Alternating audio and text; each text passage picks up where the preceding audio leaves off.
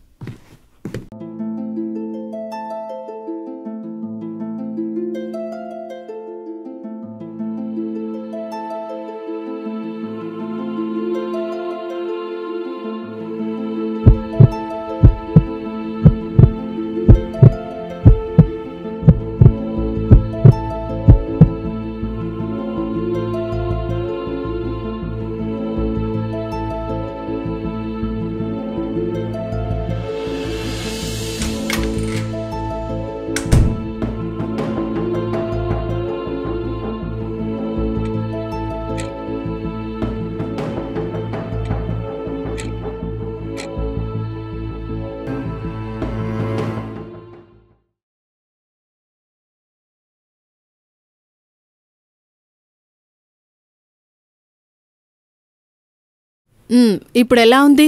Thank you madam. ఇది ఒక రకంగా పునర్జన్మలా ఉంది. నా గురించి 3 గంటలున్నందుకు చాలా థ్యాంక్స్. ప్రాణం విలువ, జీవితం విలువ, మరీ ముఖ్యంగా ఒక్క నిమిషం విలువ మీకు బాగా అర్థమైనట్టుంది. కొన్ని సంవత్సరాల క్రితం డాక్టర్ అవుదామని ఎన్నో కలలు కని కష్టపడి చదివి ఎక్కడో విలేజ్ నుంచి 4 గంటలు ప్రయాణం చేసి ఎంట్రన్స్ ఎగ్జామ్ రాయడానికి వచ్చిన నన్ను కేవలం ఒక్క నిమిషం ఆలస్యంగా వచ్చానన్న కారణంతో అడ్డుకున్నారు. ఆ రోజు మీ కాళ్ల మీద పడి బ్రతిమిలాడాను, ప్రాధేయపడ్డాను.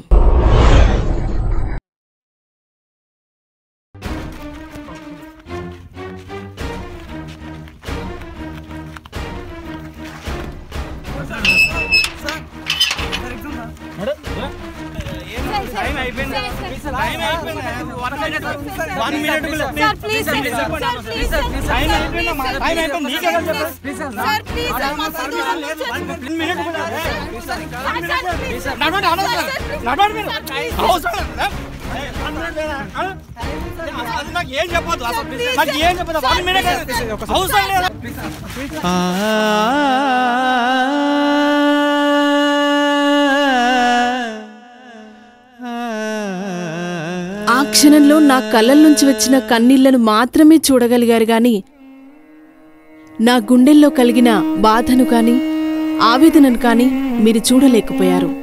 కాని ఆ రోజు నుంచి 1 సంవత్సరం పాటు నేను భరించిన బాధను కాని, నేను అనుభవించిన అవమానాలు కాని, కోల్పోయిన జీవితాన్ని గాని నాకిప్పటికీ గుర్తుంది.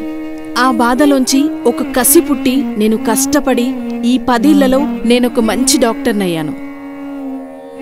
ఆ రోజు మండుటెండలో మీరు కనీసం ఒక ఆడపిల్లను కూడా చూడకుండా నన్ను నిర్దాక్షిణ్యంగా బయటికి నెట్టేశారు. ఈరోజు అదే ఆడపిల్ల మిమ్మల్ని అర్థం చేసుకొని మీకు ట్రీట్మెంట్ చేసింది. ఎందుకంటే 1 నిమిషం విలువ, 1 జీవితం విలువ నాకు బాగా తెలుసు కాబట్టి. నన్ను క్షమించమ్మా. ప్రాణం కంటే, జీవితం కంటే ఈ నిబంధనలేవి గొప్పవి కావు.